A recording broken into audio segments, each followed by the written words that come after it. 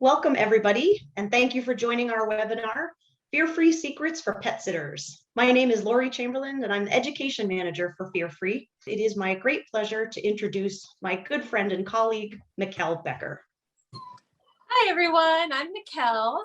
You may have potentially seen me a little bit in the pet sitter course and maybe Lori as well. And these are my two dogs, Indiana Bones and Otis. So purposefully, I didn't practice any of this. So that way we can just start fresh as you may have to do with a pet. And actually, I'm leaving on a trip tomorrow. So the dogs are super excited, a little bit nervous about suitcase being out, knowing I'm going to leave. So that's kind of a situation you face a lot as a pet sitter as well. So makes it very, very much a little bit more realistic for that situation. So some of the things I want to talk about today is we're going to go through different ways that you can medicate and provide care for what may be a picky pet. So maybe picky in terms of not wanting their medication.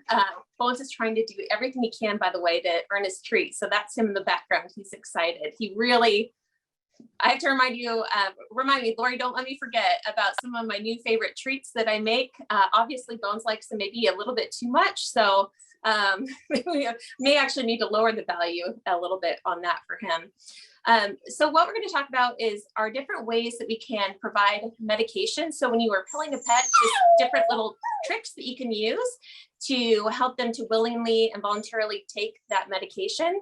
We'll cover that at the end. But first of all, we want to start off with different ways that we can use distraction techniques, touch equals treat, as well as treatment station. So, and these are going to be really key to helping you to provide that medication for pets. So whether it's topical, oral, and so we're going to go through some of the ways to do that. And I actually want to go ahead and show with the dogs who are very eager, as you can tell, Bones is definitely, I'm going to go ahead and reward them right there, nice, quiet. So again, you know, this real life training where regardless of the situation, whether we're directly training or not, we're just talking, our dogs are continually learning. So we want to be reinforcing those better behaviors that we want. So same thing with the pets in your care. Every single interaction you have with them, for better or worse, can make an impact on their behavior. So that's part of what we're going to be looking at today as well.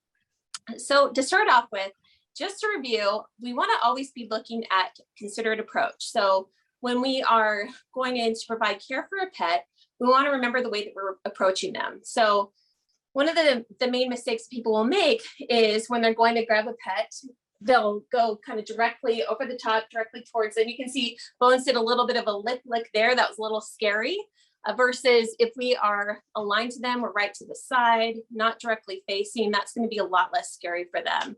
And also if we can be on their level. So these are some canine climb platforms. You can use a stool, perhaps a couch, something that the pet can already be up on and relax on. Maybe there's a bench, something like that. So, and for some pets, it's even providing that care on your lap. So if you have a cat, for instance, that maybe is very cuddly, that likes that petting, that's perfect to do with them as well. So just being where that animal is comfortable and looking at what position you need to have them in. So, and not being too strict on that. So sometimes we may want the pet in a down position, for instance, or a sit, but maybe that pet's more comfortable in a stand. Like that's definitely okay. So we're going to do what that pet prefers. So we want to try and minimize that stress. And part of that is doing what works best for that pet. So if they already have a preferred place, preferred position, we're going to go with that. And then the other part of Fear-Free is also doing gentle control. So we start off in an area where the pet is comfortable. So that's their shoulder, if it's their chest. And then what we want to do is just slowly move down to those sensitive areas as that pet stays relaxed. And if they start to get nervous, that's when we go back up and we go back to that area where they're comfortable. So with him, I'm going to be sliding around his body just like you would be doing with a horse. Treat. And then one thing you'll notice that I'll be using today is a marker signal. So a word like treat or good or yes, whatever you might use. Pets learn this really fast. It's not something you have to necessarily condition before. They learn that over time that whenever you say that word treat, that means food is coming. So it helps to pinpoint what behavior they're doing in that moment that's actually earning them that reward. So that's an important thing to remember as well. One thing that I really like is to provide communication cues or predictor cues with the pet. So for like Bones, for instance, before I'm going to pet him, or with Otis, before I'm going to pet them, you may have a general cue for that pet. So it gives them a heads up of what's going to happen. So it reduces that surprise. And pets really want to know what's going on. It's, you know, the unknown is scary for them just as it is for us. So the more that we can communicate with them, the better. So for instance, before I'm going into pet, I'm going to say my word pet. I'm just going to touch on his chest. Treat, good boy. So it reduces that surprise. If I'm doing something like for a specific area of his body, so for Bones, for instance, I may say pet, and go right here, okay, here, up to his ear. Good boy, very nice. Very, very nice. And you can see he's a tiny, tiny bit sensitive there too. So that's good information for me to pay attention to. And sometimes you may notice that they start to adjust to it. If they don't, so say the next time I go back, and if he's pulling away more, that's where I want to make it easier for him. So I'm going to go ahead and try that again with him. And he's like, please do this. I really want to. And I think for Bones, part of it is like, he doesn't know what he needs to do to earn his treats right now. So he's like, he's just really excited. He loves these treats. Okay, so I'm going to say my word pet. Okay, here. Good boy.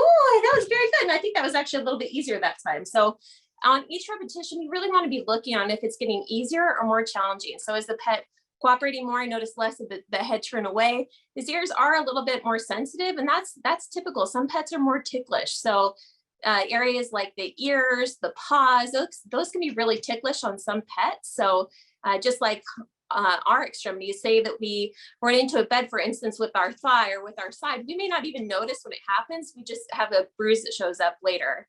Whereas if it's like our toe or our finger that we jam, that's going to be really painful. We are not going to be able to forget that happened. Like we notice it right then and there. Same thing with dogs. So any of their extremities are definitely going to be more sensitive. So that's something to keep in mind. So what we're going to cover right now is looking, first of all, at distractions, and then we're going to go into touch equals treat and treatment station. And at the end of this, we also have some great resources to help you and your clients. So with distraction, the times that we want to use distraction would be any time that we just need to get something kind of done and over with. So say that we have something that's really not that stressful for the pet. It's something that we can just give them that happy distraction. A food distraction can work really well. However, there are some pets that are very sensitive to being touched when they're eating. So I had a foster cat named Milo, for instance, who was just an outside cat stray for months before we picked him up. And he did not like to be pet when he was eating. It was probably very strange for him. Some pets, it's just they're not accustomed to it.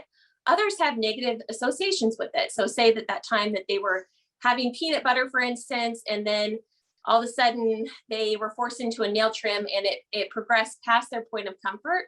The peanut butter in and of itself, or that food, that lickable food with a person approaching or touching, can start to signal like, uh-oh, something bad might happen here. So those are some pets that we want to be careful to probably not use distraction, or if we do use distraction techniques, we really need to condition that in a positive way. So working with them to be able to do a distraction, for instance. But a lot of times for those pets, it's easier to go into the other type of handling, which is touch equals treat, which we'll go into.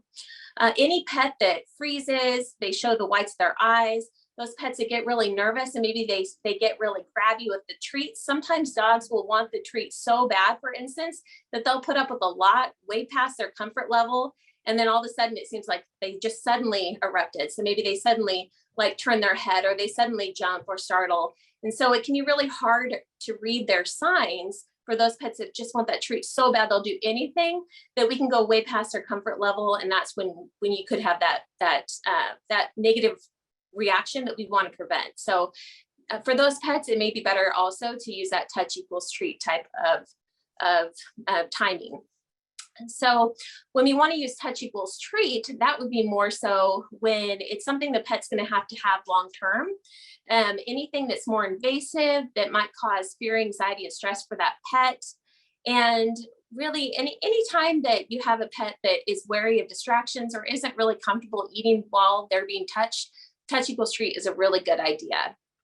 So what I'm going to do is I'm going to show a couple of things with the boys on how to do some of these techniques. And first of all, I want to start off with doing a food distraction to show how I might work through a distraction with a dog, and Bones is a good one to do this with because he isn't super comfortable being touched while he's eating. The last time I did try this with him, he was a lot better than I expected. So you never know, but I do want to show this and then look at it and then talk through what I'm actually looking for to see if this is working well with him, or if I want to switch over to that touch equals treat type of timing. So I'm going to get Otis busy over here with some peanut butter. So I'm a big fan of any non-slip type of food puzzle or bowl, freezing that food so it takes a little bit longer. So I just have some crunchy peanut butter there for him. So as we go through today, I'm going to adjust quite a bit on some of the things that we have going on here, because that way I can kind of run through everything and actually show what's going on. So let's see, I'm just going to grab this whole thing, and then we can pick and choose what type of procedure we want to do. So one thing that I like are the food puzzles. Let's see, Lori, can you see me okay on this? Yep, I can see not your face, but I can see Bones's head. Okay. There we go. Perfect. Okay, Good. there we go. All right. And you'll see, let me see if I can get this actually a little bit lower so you can see his whole body. So one thing I want to do is I'm initiating some contact right there in his chest, which is helpful because I want to start off in that area where he's comfortable. I'm going to go ahead and lower this just a little bit more so we can see. One thing you'll also see is that he's on that non-slip surface. So that's actually a non-slip type of padding that can go right on the climb. So I'm using that as his treatment station, which we'll talk about. But what I'm going to do, so I'm starting right here on his chest, for instance, and you can see he moved away a little bit, but he's still licking that treat. He looks fairly relaxed in his face. So I'm looking at his eyes and start moving down his body, just getting him used to this type of handling while he eats. So right there, you see him kind of moving away. This is what I thought he might do with the food distraction. He's not always the best candidate for the food distraction technique. I'm going to go ahead and try it a little bit more with him on doing a procedure. So there are some procedures that might be easier to do a food distraction with, and others that are going to be more difficult. So, and Bones actually doesn't mind having his paws handled as long as he is voluntarily cooperating with it. So I don't think the food distraction with that will be the best idea. So what I'm going to do is I'm going to go ahead and go into doing a preventive flea and tick medication application on him. So just to give you a good idea. So what I'm going to do, that might have a different smell. So I'm going to give him a treat right there. There we go. Just inhaled that treat strange, huh? There we go. So he's licking his treat. I'm going to go ahead and say my word pet. I'm just going to start petting him. And so we're using that touch gradient. So I want to try and keep that constant contact with him.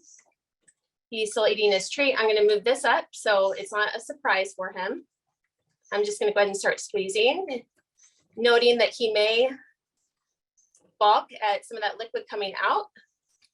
Actually, he didn't. So we actually had a success there. I'm just going to end on some easy petting right there. You see, he kind of was like, whoa, what was that? Because it was wet. Probably definitely a different smell, but that distraction worked well for that. However, if we look at something like doing something like those back paws, for instance, that may not work well. So what I'm looking at, is he still taking the treat? So if he's still taking the treat, that's good. His body language is looking, his weight is pretty centered right here. If he starts to pull away, that's where I may pause. I may go back to that easier place, or we may go ahead and graduate into that touch equals treat type of training. So are there any questions right now, Lori, or can I keep going? You are good to keep going. No questions so far. Okay, good. Just want to make sure all of this is good and clear. All right, so now say that we want to do something with him, like say that we are going to do an injection, for instance. That might actually be a good one to show, because with him, let's see. So one thing when we are doing something like an injection, you want to think about numbing that area because that poke can definitely be very startling for them. So thinking about something like lidocaine, for instance, we may just put a little bit of lidocaine on that area, kind of numb it up. What I'm going to do is I'm just going to show this. So for those of you who may have a pet, for instance, you're needing to do insulin injections with. Same thing. You just want to make sure that they are eating that nice distraction. You could have it down on the ground for a cat, for instance, or on their bed. So on more of a horizontal surface. I just want to be petting him in this area. If he's nice and comfortable, he's taking his treats there. So right there, he stopped. So if you saw that, so I just stopped what I was doing, making sure he's still comfortable. And he's going back to taking that treat. So he's okay right there. For him, I may let him see if he wants to sniff that. If he doesn't, that's okay. So right there, he put his head back. So he's going back to that treat. But he is doing a little bit of that lean away. So this actually is going to be a situation where I think I am going to go to that touch equals treat. And I'm going to go ahead and show what that's going to look like. So for taking this away, I'm going to go ahead and give him a treat right there. So to make it more of a positive for him. And now we're going to go into that touch equals treat, which is for something like an injection. For any pet that's had this in the past, you may see where they all of a sudden it's like, ooh, I know what that means. When someone is touching me back there, I can't see it. It's not, something scary might happen. So sometimes you'll see them kind of balk. I'm actually going to go ahead and move him over to this area so you can see him a little bit more clearly. So just bear with me for a second as I adjust this. Here we go. Yeah, that'll be good. Okay.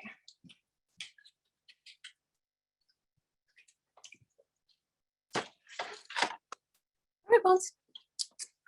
There we go. Good boy. Good job, Odie.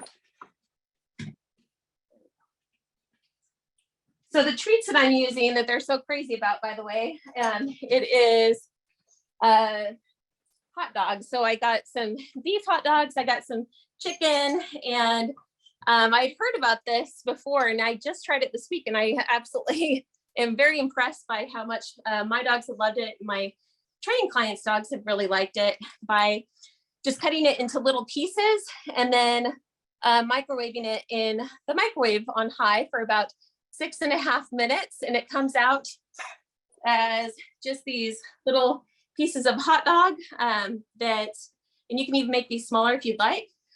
And you can tell he is like crazy about them. So absolutely loves them, but I like it because it doesn't make my hands so greasy and gross and slimy as a lot of hot dogs do. So something to think about because it has been a very big hit. I can't believe I waited this long to do it. So, all right, so I'm gonna go ahead and show the touch equals treat. So we saw with the distraction technique with injection that he wasn't entirely comfortable with it. So I'm gonna show how I would progress then into a touch equals treat type of timing. So I may use something, so right there, I'm just gonna go ahead and reward him for sniffing the syringe.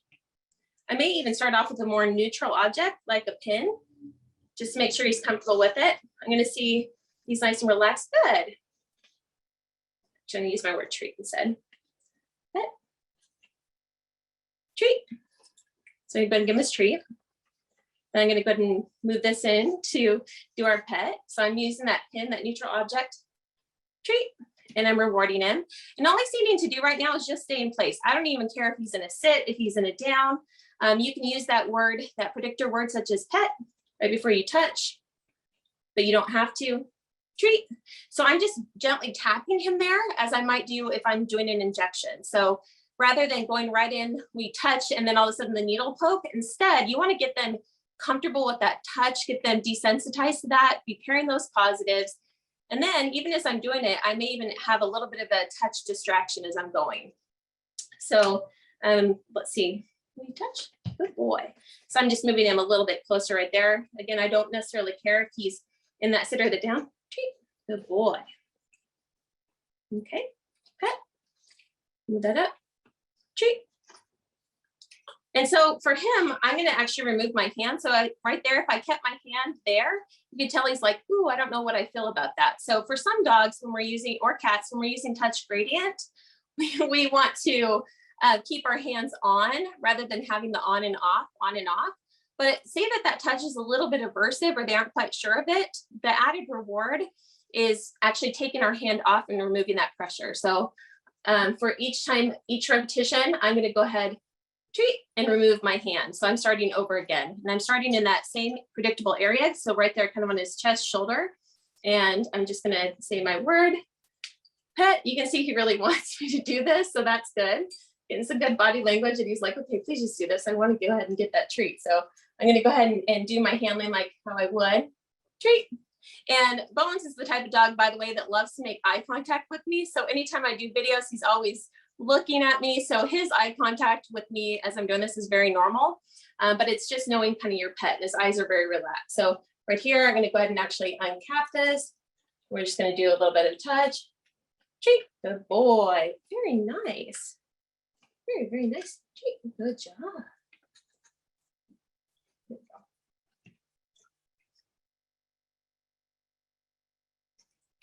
You want to see that? That was a little different. So I took off the cap treat, and that just looked a little different to him. Treat, good job. Okay, I think he's ready to move on. So make sure he's ready. I'm gonna go ahead and do my pet. Move this up and around. I'm gonna go over to the side of him. It's right here, just gentle poke, treat, good job.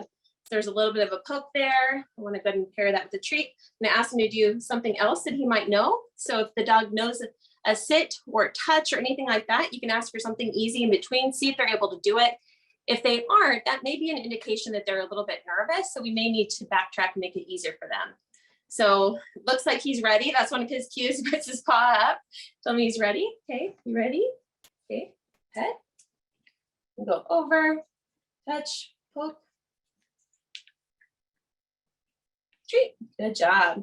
And again, I ideally would want to have some lidocaine here too. So that way that area is a little bit numbed up. So he's not going to feel that poke as much. And another thing you may want to talk with your pet guardian about, who can talk with the veterinarian, or maybe that's something you are able to talk to them directly, is the size of needle that you are using for that pet. So a lot of times a smaller needle is going to be a lot easier for them to tolerate.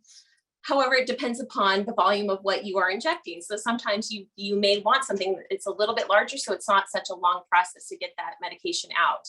So just talking with them on, if there are other options, maybe there's something a little bit different that they may suggest. So I'm gonna go ahead and do the skin. So I'm saying pet, starting where he's comfortable, moving up. I'm doing my little poke, doing my treat. Good job, very good, very, very good. And then I'm gonna go ahead and follow that up with, now he gets that long lasting treat. So he gets that extra tasty treat.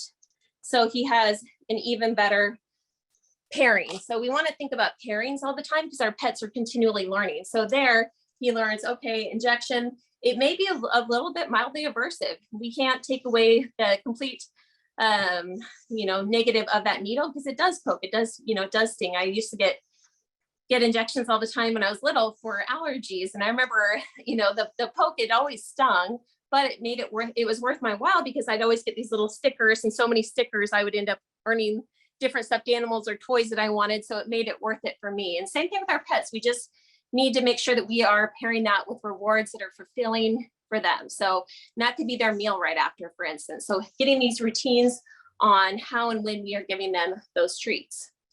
So I want to show with Otis something a little different. So with him, we're actually going to look at doing some eye drops. And again, I want to show the use of the treatment station. So the treatment station is this little non-slip area. So your treatment station could be your canine climb. For Otis, it is going to be, thank you for bearing with me on this. There we go. Okay, so for him, it is right now, we're doing the eye drops. It's going to go ahead and just be this little non-slip surface right here. So a little non-slip mat. You can use a bath mat, yoga mat. These are canine climb traction mats that go right onto the climb. So it makes it a little bit easier since they're so used to their climbs. And then what I'm going to do is I'm going to go ahead, and this is so I just have a little bit of cheese spread in here, and it's a clip one. So it makes it really easy. So it's just like it's actually a portion feeder. So it's like a cup.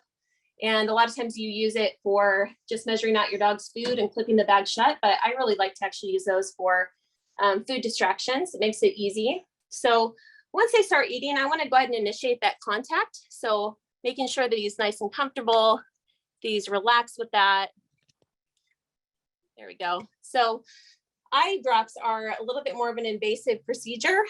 For a lot of dogs, it can be a little startling. So they'll pull back, same thing with cats, the pull back when eye drops are dropped in, that's a fairly normal type of response when it's a surprise. One thing I like to do is actually give them a heads up that it's about to happen. So I may say the word drop, for instance, before it happens. So reducing that startle of when it does occur. So that can be really helpful. And the other thing too is also dropping it in the corner of their eye rather than directly into the eye itself. So I have him on that treat. He's doing pretty good on staying nice and centered and balanced. So I'm just moving up towards his eyes and he's staying nice and relaxed. So that's good. And he's just moving his head right there to get all the cheese on the inside. So if he's doing well with that, I'm gonna go ahead and just move my little eye drops right there. Okay, he's doing okay in our little practice. So now I'm gonna go ahead and uncap this. And then make sure he's up and on his treats. There we go. I may need to spread in a little bit more. He's licking that one out pretty fast. So I'm gonna go ahead and drop in a little bit of an eye drop, but he's like, ooh, I don't know what I feel about that. So I'm gonna go and look at that. See how he stopped eating? So what I'm gonna do is I'm gonna actually move on to that touch equals treat technique. So that's one of the problems you will see with distractions is that the dog may be really interested in it until something gets a little bit scary. And then they're like, ooh, I don't know how I feel about that. So we can always adjust and maybe make it a little bit easier for him, but I think he's gonna learn even faster if we go into that touch equals treat technique. So a lot of times we may feel limited by, you know, if the pet isn't taking a distraction, food isn't working. However, if we can learn just how to do these little simple touch equals treat techniques, that can make such a huge difference for them. So with Otis, probably the easiest thing is going to be to ask him to do a sit. Good boy. So he could be in a stand as well, but for this, a lot of times I want to have their head up. So that's gonna be easier. I'm going to reward him for sniffing that bottle. And I'm actually going to sit down next to him. So rather than facing him directly, a lot of times I want to kind of sit to the side of him. Sorry about that. Hang on. Sorry about that. We're getting crazy. Here we go. All right. Okay, so let's see if we can get Odie back. Right back there. Okay, you sit. Good job. Very nice. So one thing I could do with him too, if we're doing food distraction, I just want to show this. So another option could be, I could hold those treats in my hand, bring in that other hand right here, but I want to always attend to his body language. So if I notice him starting to really back away, there he's a little nervous, he's starting to hesitate on taking those treats. So again, probably not the best technique, will not be that food distraction. So instead, we're just going to work up to those eye drops. So I'm going to start by petting him in an area he's comfortable, moving up towards his face. Treat. Good job. What do you say? Okay. So when I do those eye drops, eventually I'm going to have his head in a stationary position, slightly elevated, so it goes actually in his eyes. I'm going to go ahead and I have the eye drops out where you can see it. So he has had this done before, isn't a huge fan of it, but this is something we actually haven't practiced in a long time. So he does know this. So you're seeing a little bit of that memory, which wasn't always the most pleasant. So because it can be a little bit scary, a little bit aversive for them. So that's where really working back and trying to make it as positive as possible. So I'm going to hold his head right there. Treat. Good job. Very nice. And for some pets, this is something you can do right away, and others, it may take a couple sessions. So again, here I'm moving a little bit faster than I normally would in training, but sometimes, especially when we are doing pet sitting, we may not be with them for a long time, we can work in that touch equals treat and get a fairly fast response from them. So I'm going to go ahead and we're going to hold him like he's going to get his eye drops. Treat. Good job. And again, not holding him there. I'm just helping to support his head in place and in that position that I want to have him in. So please sit. Good job. Okay. So I'm going to do that up there. Treat. Good job. Very nice. Okay, please sit. Okay, there we go. Yeah, he likes those treats too, huh? Good, that right there. treat. And I don't know if you can see, but his eyes are nice and relaxed there. So he's just really excited about these hot dogs too. So he's like, how do I get those? Here, buddy, he said.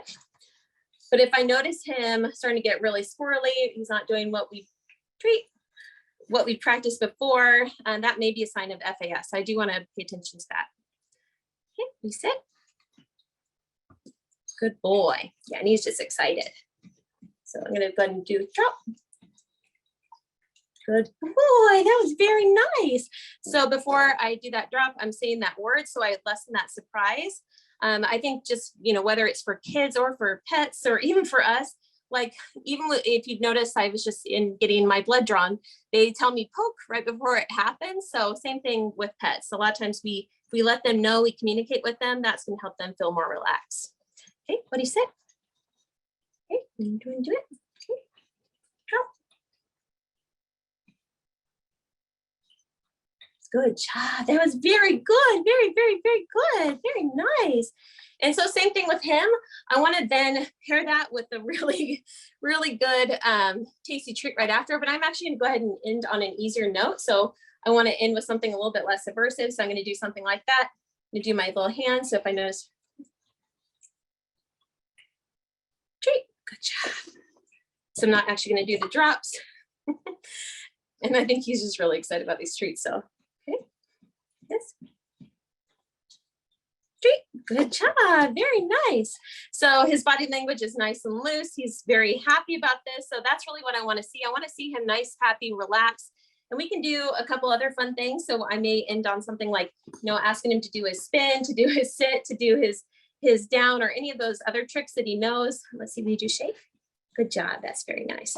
So we're ending on something fun. I like that his body language is nice, happy, and relaxed. And I'm going to go ahead and give him that food distraction back too. So that way he has something else to end on with that positive.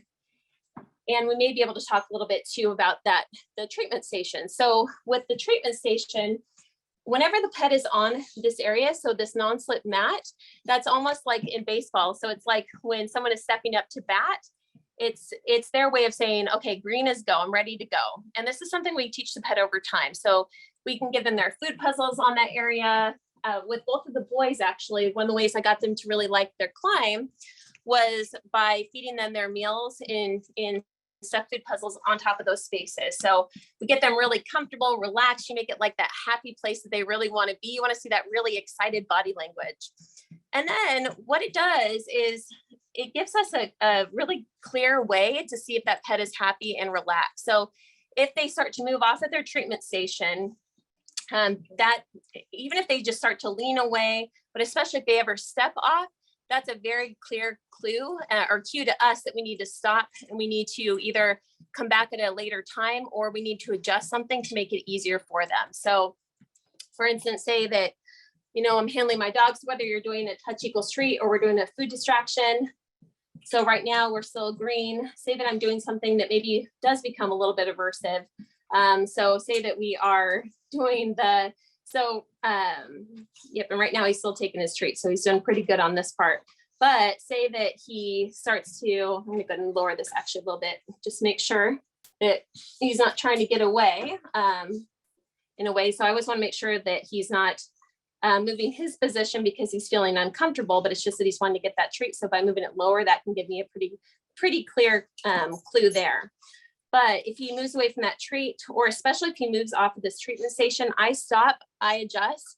I don't ever force, I don't make him stay on that treatment station. So it's really his choice as we go. So the next thing I want to look at is just doing a little bit on the different ways to pill a more picky pet. So looking at the three treat trick, and then also some other options for putting the medication in the pet. So we'll see which dog wants to do that with us. I think it's probably going to be Bones since he finished his treat. So, it may be both of them actually. So 1 second, we're just going to adjust again on where we're at. Hold on.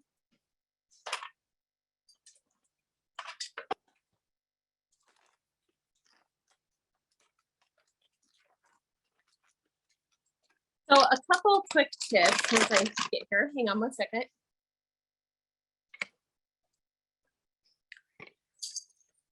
Talk about multitasking. It's training, doing your handling, and trying to adjust your camera and everything at the same time. I'm sorry, it all of a sudden got really bright. The sun is setting, so there's a weird sunlight. I'm sorry about that. Can you still see it okay, Lori, or do I need to adjust it? No, you're good. You're okay. good. Okay, cool. Sounds good. Okay, buddy, right here. Good job. Yeah. All right, so one of my easy tricks is, so a lot of times we're putting the treats inside of peanut butter, for instance.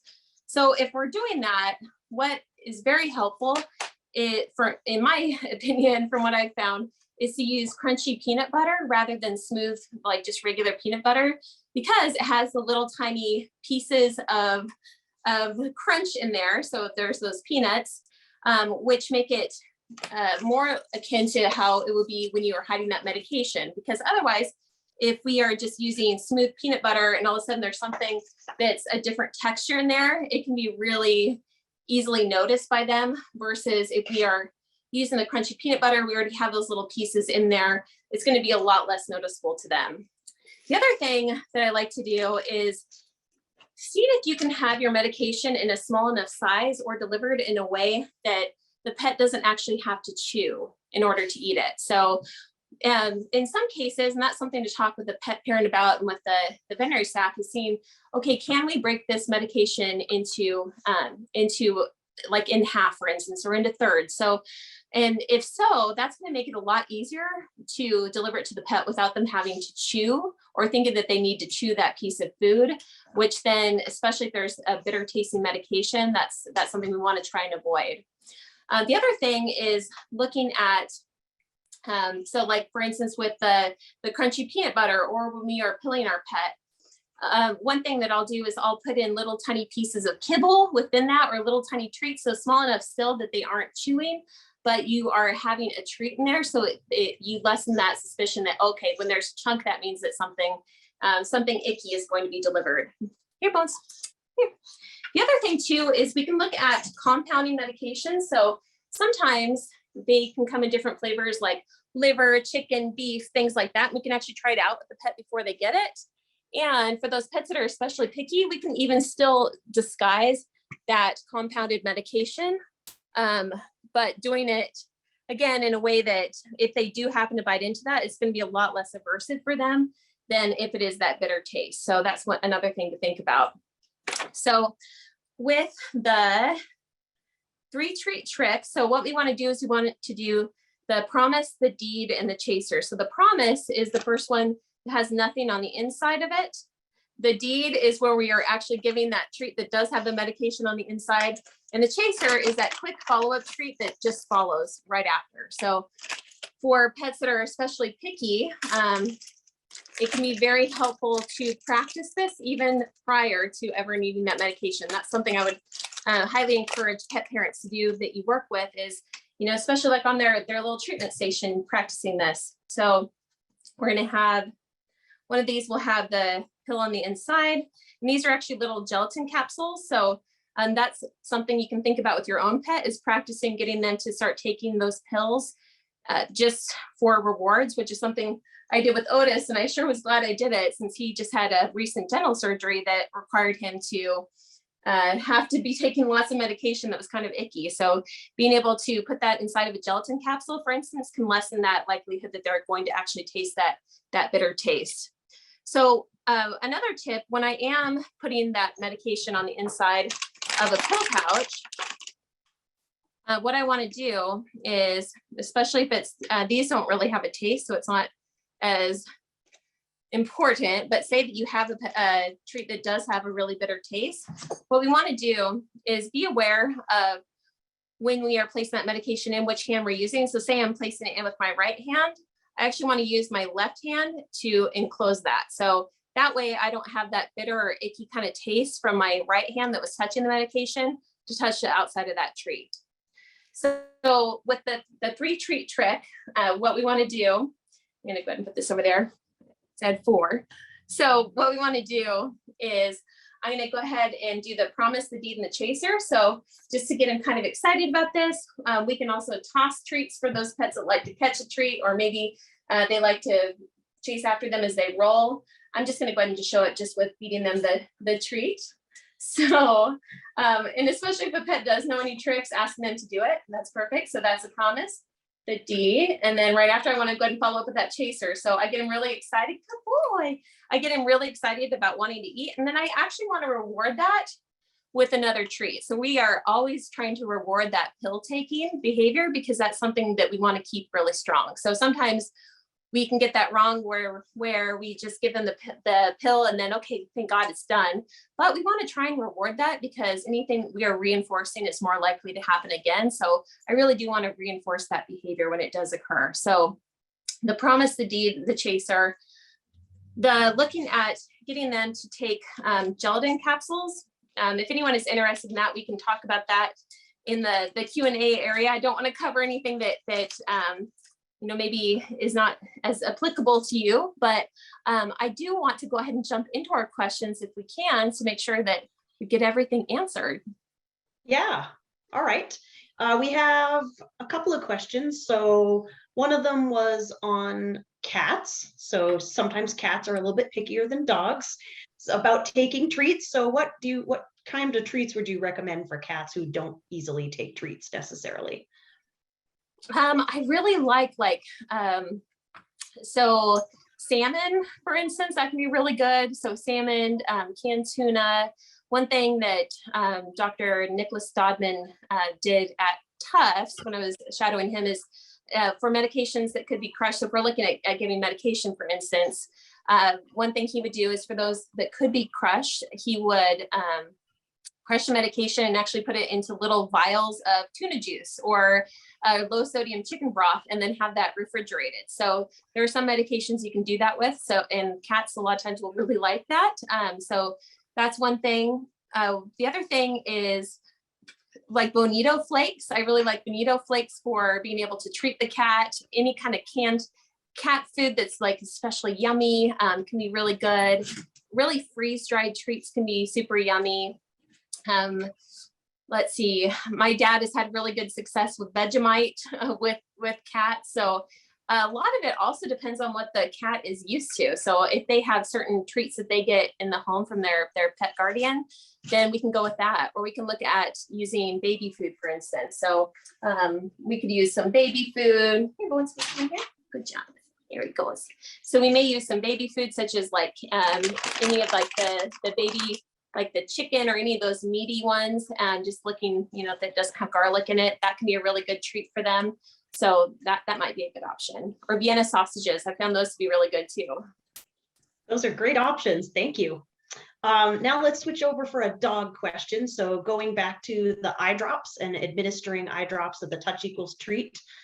Is there a way that you would modify that for a dog who can't see, a blind dog? Oh yeah, absolutely. Yeah. So what I would want to do is I would definitely want to have them in that comfortable position. So letting them know that you're going to touch them, that's really important. And then also doing something like, let's see, I'm going to go to show bones here. So let's see. So with something like that, let's see, we're just gonna, can you still see it okay? Yeah. Okay, good. Okay, so say that we're doing this with Bones. He's been wanting this whipped cream all day. He knows he only gets it for very special occasions, like for webinars. So it's like one of those things that, and that's one thing to think about, is like having those special treats that they really do only get at that special time. Cats also really like ice cream. So ice cream and whipped cream are really good. I like to use just the little sugar cones with them. That can be really tasty. Otis, of course, wants this too. So I'm going to put some on his little food puzzle over there. So keep him busy. So say that I'm doing this with a here, Bones, dog that's blind. What I'm going to do is, so if I'm pretending like Bonesy here is, let's see, is that an okay angle? I honestly can't even see, it's so bright.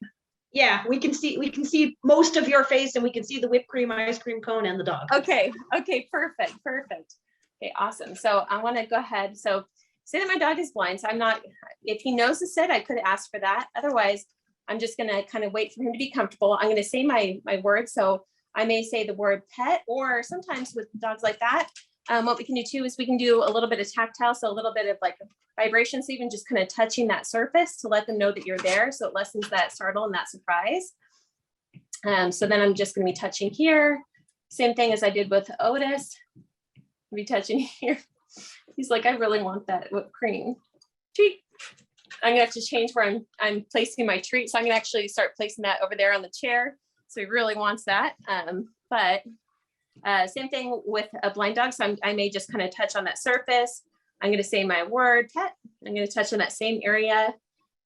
For him, I'm actually gonna have to go back since we didn't practice with him earlier. So I wanna go right here, treat. So same thing. So same exact thing, but it's especially important with them that you are alerting them to what you're doing. And for some dogs, you may keep one hand on there. So for Bones, for instance, if he doesn't need me to take my hand off each time, I may keep that hand on, so it lessens that startle and that surprise. Does that cover it okay? Yeah, I think that was great. I think that was a great good. modification. We had a couple of people who are interested in hearing a little bit more about the gelatin capsules. Yeah. Cool, so they're wondering if you can talk a little bit more about maybe how to get those and how to work with those. Yeah, absolutely. Totally. So there are different sizes. I just got mine on Amazon, and I haven't practiced this with Odie for a while, so I don't know how he'll do. And actually, maybe we'll just go ahead and show it Bones. So let's see here. Trying to get these. Okay, so here I started off with a smaller size. So I believe it's the higher you go, the smaller the size. I can't really remember on that actually, but so you just want something that's just pure gelatin, doesn't have a strong flavor.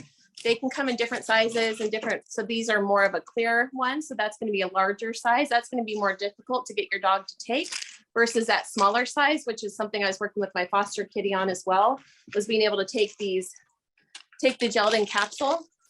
One thing you may want to think about with this is when you're practicing, you may want to add a little bit of weight to it because it's so light that it can be really easy to fall out of their mouth.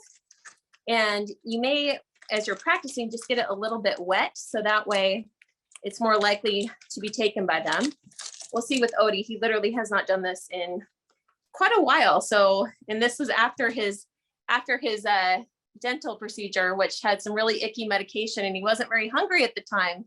So, it was working with him on Fear Free. So now it's a little bit of probably having to go back and redoing some of our earlier training. So what I'm going to do is I have this right here. Let's see, I'm grabbing my other treats. So hang on, just getting myself ready. So what I'm going to do is he's covered in cheese whiz. So funny. It looks like war paint. So with him, there are a couple ways that you can do this. So you can do this in a way that you are essentially giving them treat. So it's getting them comfortable with that repetition of taking the treat. So for instance, I may have a couple of little treats. So I may ask him, Bones, over there. Okay. So I may just be feeding him this too. So I'm getting him in that pulling motion. Then I want to show him this. And if he actually takes it at all, oops, it stuck to his little face. Good boy, that's very good.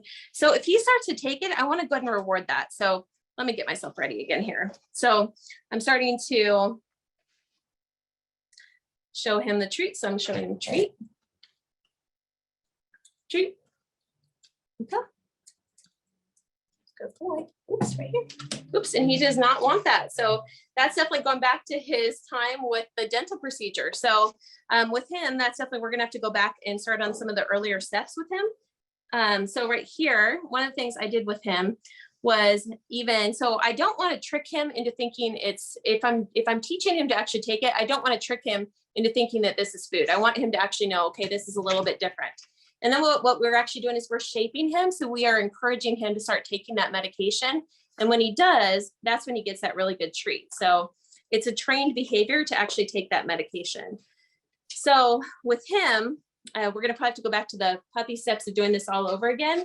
You may add in like a little bit of peanut butter or a little bit of whipped cream on it if you need to. Treat. Good boy.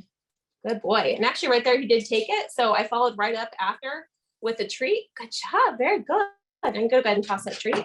So I just had a tiny bit on the end. You could tell he's like, ooh, this is medication, but he went ahead and swallowed it. So I want to follow up too with that treat. So that way I encourage him to take that right away. So again, when we're doing this, eventually I want to get to the place where I can just give him that pill and I don't always have to, have that little bit of treat on the end, but I can just get him to take that pill. So I start to lessen how much I have on there. So I just have a little tiny dab. I may be giving him treats right before in order, or with him, it seems to work better to give him, whoops, there we go. So he spit it out. So he doesn't get the treats right after. We're going to reset again. If he spits it out again, then we may have to go back to earlier in the process. So I may just start rewarding him just for literally licking this gelatin capsule. So I may be reinforcing that. So see how he does. So that way he knows this is the medication. Oops. I can tell he's going to spit that one out. So I'm going to probably have to go back to earlier in the process with him. And one thing I noticed with Otis when I was doing this earlier is that if I put it on the ground, he was more likely to take it that way. Good boy. So right there, he put it in his mouth and then he still spit it out, but I'm going to try and reward him as he's putting it in his mouth. So this is how we started out when we first trained this. And again, because he had that dental procedure, we have to kind of go back to the basics and start over again with him on this. Because that was aversive. So we'll see if he's going to go back. Treat, good boy. So I'm just going to reinforce him just for licking that, for interacting with that. So eventually I want him to be able to take that pill as I give it to him. Bones is like, I'm going to try it. So good boy, Bones, very nice. So I'm just reinforcing that. Oops, we're getting a little crazy here. Does that make sense, Lori? Yeah, definitely. And I love the idea of having it on the ground to make it their choice rather than a hand holding a pill coming toward them. Exactly. And with Otis, it really, we haven't practiced this, and it's probably been a couple months now, but it took a few sessions and then he started to actually start swallowing the pill. So I think with him, because of the negative experience after his dental procedure of having to take some icky tasting medication, I think we will go back, but I think he's going to learn it again pretty fast. Looks like it for sure. I think we have time for one more question that's been here for a bit, and it's about when you can't always use food as treats, or you can't always use treats as rewards, I should say. So what about a pet who's on like a more limited diet? This one happens to be a cat with kidney issues who's on a limited diet, and the pet sitter has to administer medications during her visit time with the cat, but can't use fancy pill pockets or treats because of the limited diet. So can we think of maybe some options to give her with the cat that's going to be a more fear-free interaction? Yeah, absolutely. So definitely having like that comfortable area. So you may even think of like a heated bed, for instance. With my little foster kitty Milo, who loved to be pet, the best distraction for him over food, since he didn't really like to be pet while he was eating, he loved to just, I could do nail trims on him, just as in which he was not a big fan of, but just having that petting distraction, he was nice and happy, and I could get that done without him even really realizing what was happening. So petting can be a really good one for cats, giving them that option to hide. Also looking at, a lot of times they may have like a canned version of the cat's food that could be used. So looking at different options like that, or using part of their normal meal even for doing this. And sometimes you may be able to use something like having that heated up just a little bit. Maybe there is a type of broth that you could put it with. So looking at what treat options are there. And usually for pets on a specific diet, even though it's so limited, there's going to be some options that you could use. So I would really explore that with the pet parent and with the veterinarian to find some treats that you could use, but pairing those other positives and just trying to keep that environment nice and calm. Awesome. Thank you. Just one more quick question that did come in. The 3 treat trick, the pill, the deed, and the chaser. Could we do that with cats as well as dogs? Yes, definitely. Absolutely. So, and be mindful of cats. Cats, they definitely like to have those tastes and textures that they're used to. So with Milo, the little foster kitty, for instance, I started to actually just put little pieces of treats that were like the pills that I would be eventually giving him just up in his room. So letting him go at it at his own pace. That was very helpful. So just be thinking about that. You want to get them used to the type of pill that you will be using or the type of treat you will be using before you even have to use it, if you can do that. That is really good advice. Thank you so much, Mikkel. Looks like we've gone through all our questions, and I think your advice was super great. Your boys did awesome, and it was good seeing you as always. So I want to thank everybody for their time tonight.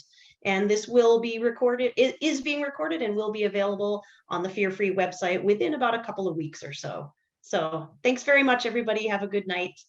Thank you. Bye, everyone.